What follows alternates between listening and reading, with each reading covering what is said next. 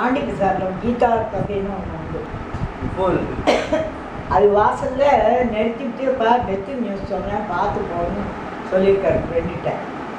வந்து அவன் போய் எதிர்பார்க்காத ஒருத்தன் அடித்து ஹேண்டில் பார் இந்த வாய்க்குள்ளே போய் மூக்கு பக்கம் போய் இதுலேருந்து இதுக்குள்ளே 28 ஸ்டிச்சு. ஆற்ற கல்யாணத்துக்கு பட்சத்துக்கு தான் ஏற்பாடு பண்ணியிருக்கு. சாமான்லாம் வந்து இறங்கிருக்கு. ராத்திரி 9 மணி அவன் ஃப்ரெண்டு அப்படின்னு வந்து நீங்கள் கொஞ்சம் வரையில நான் தான் ராஜா நரசிங் இது பண்ணியிருக்கேன், கொஞ்சம் சின்ன ஆக்சிடென்ட்டு எல்லாம் பண்ணிட்டேன், ஃபஸ்ட் எய்ட்லாம் பண்ணிட்டேன் அப்படின்னு வரான். அந்த பெரியம்மா குளித்தலில் இருக்கா. போனால் வாய் பேச முடியல, ட்ரிப்பு போகுது, மூஞ்சி வீங்கிருக்கு. இதுலேருந்து இதுக்குள்ளே 28 தையல். அவன்கிட்ட கொடுக்க போகிறேன் 28 தையல். இதே பயமாக போயிடுச்சு, நர்வஸாக போயிடுச்சு. அவன் பெரிய டாக்டர் நரேந்திரன் எம்ஜிஆர் பார்த்தோம். அவன்கிட்ட தான் பேசா போயிடலாம். பெரிய டாக்டர் எல்லாம் இது பண்ணி எல்லாம் ஊட்டி நீங்கள் கணக்கில் தாத்தா சொன்னால் இவரு இப்படியெல்லாம் ஆகிட்டே இருக்கு, மனசு சரியா இல்லை, இவர் எல்லாத்தையும் எடுத்துன்னு போயிட்டு விட சொல்லி கல்யாணம் முடிச்சுலாம் அங்கேயே பண்ணி சொல்லி ஒன்றும் நம்பாதுட்டான் தாத்தா. அதெல்லாம் கிடையாது, இங்கே ஏற்பாடு பண்ணியாச்சுன்னா இங்கே தான் நான் ஆஸ்பத்திரி பார்த்துக்கிறேன், சமையல்கார மாமியை வருவா, அக்காவுக்கு பார்த்துக்குவா. கேட்க மாட்டல தாத்தா, அப்படி கேட்டிருக்கோம், கேட்க மாட்டல தாத்தா. தாத்தா இல்லை, அப்போ மீற முடியல தாத்தாவை. அந்த மாதிரி லெவல் ஆகிடுச்சு. அவள் போவோம் அங்கேயே போய் பண்ணிப்போம் அப்படின்ட்டு அவளுக்கு தெரியாது சொல்ல. அப்புறம் சரின்னு சொல்லிட்டு நான் கல்யாணம் பண்ணி நுழைஞ்சதே பார்த்துட்டு தான் சரி நன்றி கடனா நான் கரெக்டாக பண்ணினேன். கரெக்டாக சொல்லி அப்போ கொஞ்சம் ஒரு வாங்கி அவளுக்கு பெட்டுக்காக கல்யாணத்துக்காக ரூபா கொடுத்து எல்லாம் பண்ணேன் தாத்தா. அதுதான் சாப்பாடு நான் பார்த்து எத்தனையோ மனுஷன் அவட்ட பண்ணிட்டு இருக்கோம். இது இங்கே நடக்கும் லட்சணை பூரா அவள் சமயக்கார மாமியார் கூட 10 ஜோடி பருத்தேங்க. சில சாமான்லாம் நாங்களே பண்ணுவோம். நிறைய பெருசாக ஆனந்தம் ஒரு கருப்போ பின்னால் பெரிய வரட்டா. அங்கே அந்த பட்சணக்கார மாமி அடுப்பு ஆனந்தம் தெருவா அங்கே என்ன பண்ண கல்யாணம் சீலா கல்யாணம் பக்கத்து விஜயலட்சுமி கல்யாணம். ஆனந்தம் தெருவில் மாமா இருந்த வீடா? அப்போதான் சீலாசி கல்யாணம். அந்த வீட்டில் முன்னாடியே இருந்தல நீங்கள்? இல்லை, இருந்து போய் இருந்தபோது இவளுக்கு கல்யாணம். அந்த வீடு பின்னாடி ஸ்பேஸ் நிறைய இருக்கும். அங்கே பிரச்சனைக்கார மாமி அடுப்பு வச்சு பருத்தங்காக்கெல்லாம் போய் புக் பண்ணுவேன்னு நாங்களே பருத்தங்காய் 8 ஜோடி பருத்தங்காய். அஸ்வினி ரோகிணி சாத்திரிகள். ஆமாம், அந்த வீட்டில் முன்னாடியே இருந்தல நீங்கள்? அப்போ இருந்ததுடா கல்யாணம் 92 to 94. மாமா இருந்த டைமில் தான் சொல்கிறேன்ல. அப்போதான் கல்யாணம் செய்யல. அப்படியா? 93 தான் கல்யாணம். நான் கோயம்புத்தூர் ஜவுளிக்கு எடுத்துட்டு வரா, ஒவ்வொன்றும் அழிந்து வரா. 7000 ரூபா பணத்தை எடுத்துட்டு வரா. யார்? அத்தை பாட்டியார்? அத்தை பாட்டி. அங்கே எப்பவுமே ஒரு பர்ஸ் எடுத்துட்டு அப்படி தூக்கி போட்டு நான் வந்திருக்கேன், உன்னை நம்பி தான் வந்துருக்கேன், நீ தான் முடிக்கணும். காலி பர்ஸ் காலி இல்லை, பிக்ஷா பண்ணல. அந்த பர்ஸை வச்சு இப்படி எடுத்துன்னு வந்துட்டான். சைதாப்பேட்டை வந்து அவனும் ஓப்பன் பண்ணிட்டான். அது போயிருந்தா போயிருக்குண்டா. போகலையா? போகல, ரூபா போகல. ஆற்றுல வந்து பார்த்துட்டு இப்படி விட்டு இருக்கிறால பைக் விழுந்திருக்கேன், என்னக்கா பைக் விழுந்திருக்கேன் அப்படின்னா ஐயோ அப்படின்ட்டு எடுத்து பார்த்தா நடுவில் இருக்கும். என்னடி இப்படி பண்ணியிருக்கேன் பைத்தியக்காரி, பேருந்தா என்னடி பண்ணுறதுன்னா இத்தனை நாளைக்கு அத்தனை சொத்தோட பண்ணினது, இது போனாலும் அதுக்கு ஒரு வழி வைப்பான்னு நான் தான் சொல்லுவேன் இந்த அத்தைப்பட்டு. அப்புறம் போய் உடனே இந்த ஆண்டியோட சித்தி கோஆப்டெக்ஸ் வேண்டாம், அவளுக்கு ஒரு ஃபோனை போட்டு அவள் ஏதோ பர்சன்டேஜ் 5% கன்சல்ட் கொடுத்து ஜவுளி வாங்கி மேக்ஸிமம் என்னால் வந்து நிறையா பண்ணிட்டேன். அவள் அண்ணாவை கூட கூப்பிட மாட்டான், அவங்களக்கா நீ அவன் வரமாட்டான்னு விட்டுருவான். யார்? தாத்தாவை? அவளை விட்டுருவா. எப்படியோ சரி காரியம் நடந்தா சரி அதை வாங்கி இதை வாங்கி எல்லாம் பாத்திரம் வாங்கிடுவேன், எல்லாம் நான் தான்.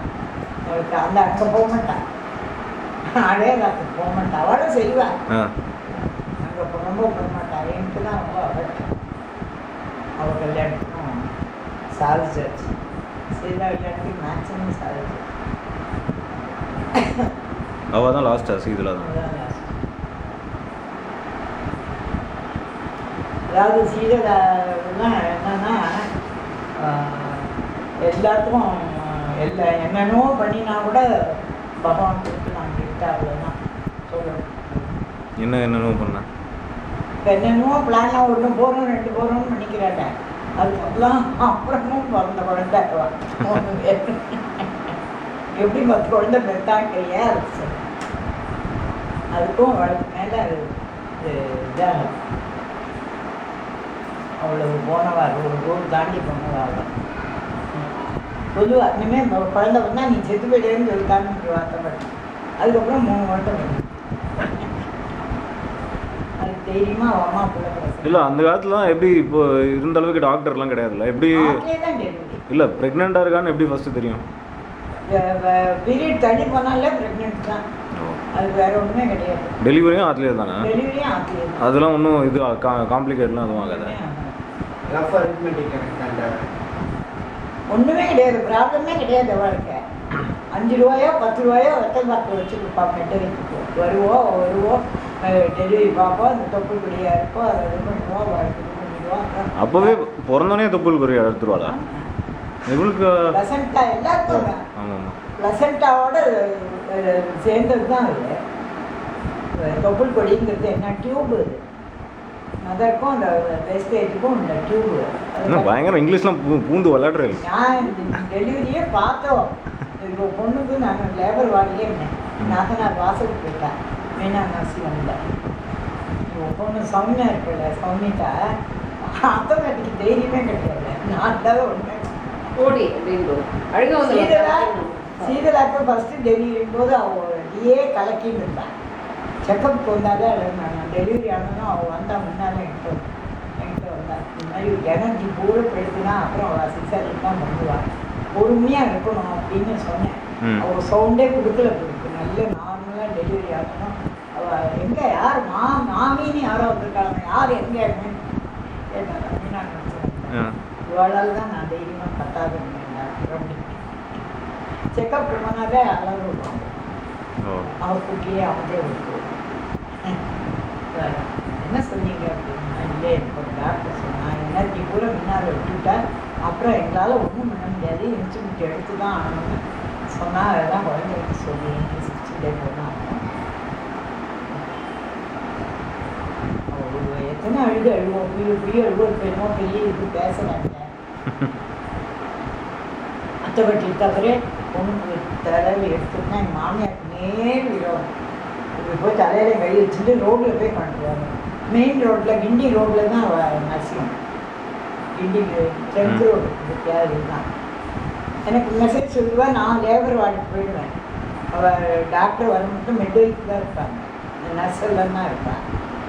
நான் டாக்டருக்கு போயிருக்கோம். இது அது இருக்கு சரியா வரல கூப்பிடுறேன்பா. இப்படிதான் மாமி இருந்தது, அப்போவும் அப்படிதான் மாமி இருந்தது அப்படின்னு பார்த்தா அவள் ஏதோ அதுக்குள்ளே இன்ஸ்ட்ருமெண்ட் ஏதோ போட்டு ஆப்ரேஷன் இல்லாத பார்த்தா பண்ண குழந்தையே பார்த்தேன் நான்.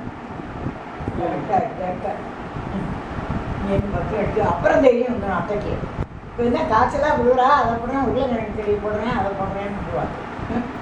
அந்த டெலிவரி மட்டும் பயமான பயப்படுது, அசாத்திய பயம். அவ்வளோ இருந்தமான ஆய் போயிடுச்சு. 5 மணிக்கு நடக்கு சாயங்காலம்.